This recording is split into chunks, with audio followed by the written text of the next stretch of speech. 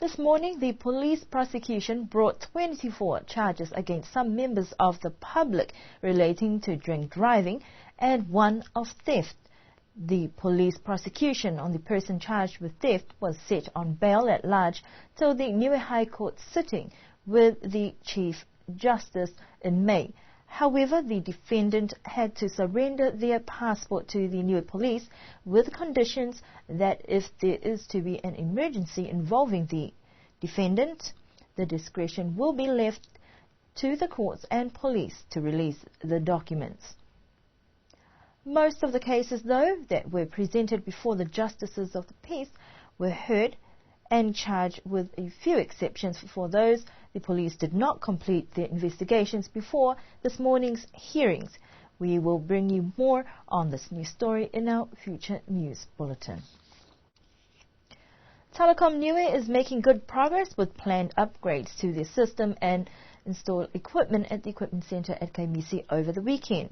3 engineers from Channels Network Australia, the successful contractors for the project, arrived on Friday to assist with the installation of the core network system for exchange switch in addition to the government's ISP and GSM networks. Work is expected to take approximately 4 weeks or more to complete, and Telecom Niue are expecting more engineers to arrive next week for the extensive project. Carlos Tugutama of Telecom Niue says that this is but a small part of the overall project to improve telecom services to the island. Customers can expect changes to the reliability of services, especially those who currently use phones with the numbers starting with 3. Once the core network tests have been completed, work to lay down the fibre optic cables will begin to renew and install new cables for the whole island.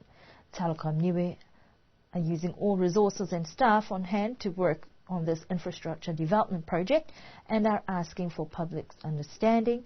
Customers are reminded that if there are any problems with the phone or government's email systems during this time, there may be a delay to responding due to the extent of work and all technicians dedicated to this project.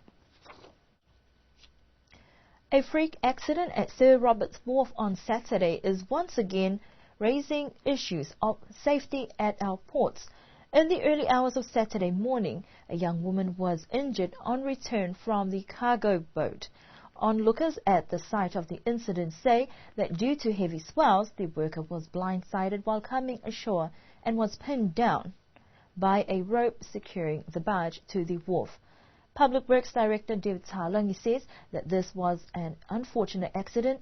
He says that port workers exercise normal safety guidelines, but they are now reaffirming those guidelines and training for those new on the job and looking at other options to improve safety. This latest accident has prompted the division to relook at safety measures, and a meeting has been called to be held tomorrow with the port stevedore and reef agent to discuss additional plans and safety precautions. The quick response of port staff to assist has also been hailed as life-saving, with assistance from a doctor from the French naval ship that happened to be on site when the accident occurred. The young woman is in a stable condition and has since been discharged from hospital today. The Office of the Ombudsman around the Pacific and globally has as much power as that of judges and other affiliated bodies that governs the protection of its citizens. This week, 2 representatives from the Forum Island Secretariat and Commonwealth arrived to discuss with a vast sector of representatives on the island and the selected Ombudsman Office whether there is a need to establish an office in Niue. According to Dr. Henry Ivarature, the process of having an Ombudsman Office is beneficial on all parties if there are complaints to investigate. An Ombudsman's Office is a body that is set up independently to investigate complaints from citizens, complaints about the quality of service, complaints about the actions of government, if it's been and complaints about the decisions of government that might aggrieve people. And so they take it to a body that is impartial, that is specifically set up to examine the merits of the complaint and to through established processes. There are trainings that have been given to the officers to help them properly investigate the complaint, and together with the party that's been identified as causing a problem or causing the complaint, to work with that party to resolve the problem. Now, the positive thing about it is that it gets the department responsible, or department that the person has made the complaint, to perhaps review its decisions and perhaps strengthen its practices and improve on it. So the complaint, in other words, prompts an agency of state to look at its decision-making processes or the way it does things, and then improve on it. So it improves its quality of decision-making, and at the same time it improves its service delivery. It only improves the governance situation within everybody benefits, both the citizens and the government. He also acknowledged the benefits of establishing an ombudsman office and challenges that might arise from the processes. I think the trial demonstrates the practicality of such a operation here. The difference is the value which that office brings to Niue, and I think most participants yesterday recognized the value that it brings to the governance process in Niue, and so I think the general impression that was coming out yesterday is that a lot of people appreciate it. I think the challenge really is for the government, the department that's responsible for its implementation, to identify a mechanism that is suitable, because I think as I said, there is a lot of support for it because of the governance values that it brings to the quality of governance in Niue. Just having a look at the establishment now and the trial, how independent do you think it is for Niue, seeing we are such a small knitted community, and looking at where the Ombudsman's office is established at the moment? Traditionally, the traditional ombudsman is constitutionally protected by law as an independent office.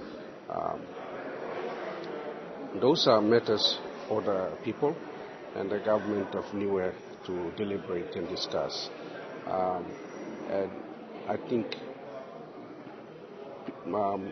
more discussion needs to be held amongst the communities to explain the role of the ombudsman and why it is necessary for that ombudsman to have an independent status. Until people understand that value, then the necessary mechanisms can be developed to give it that status. We want to avoid issues where conflict of interest arise, impartial decisions are taken, and responses are unsatisfactory, and people are unhappy. So it's all about improving the quality of governance, and one step in terms of the Ombudsman office is to allow it or consider it having the necessary independence that is necessary and essential for it to do its work effectively. The discussion on the issue of whether to establish an office on Niue is still ongoing, but an outcome is expected in the near future. An inception workshop was held today in preparation for the Invasive Species project funded by the Global Environment Facility project. The Environment Department is the lead agency for the project that not only looks at invasive plant species, but is more comprehensive and will involve feral pigs, cats and other animals. The project is said to be worth $340,000 over a period of 4 years. Today's workshop was held with partner agencies such as Quarantine Division of DAF and Treasury to discuss and finalize project activities. Sawini Tongatule says there is still a bit more work to be done to compile plans and studies And as soon as all of the documentation is in place, then implementation can begin. We'll bring you more on this story in our next news bulletin. And those are our news stories for this evening. Don't forget that tomorrow morning, Radio Sunshine will be broadcasting a continuation of the Niue Legislative Assembly's discussions on the Immigration Bill second reading.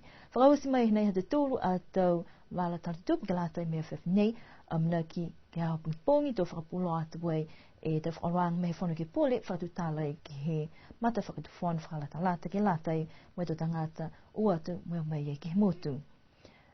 Na nofua mwe mnini po ato lidi watutulu ke whileweia he tau mga hui mua.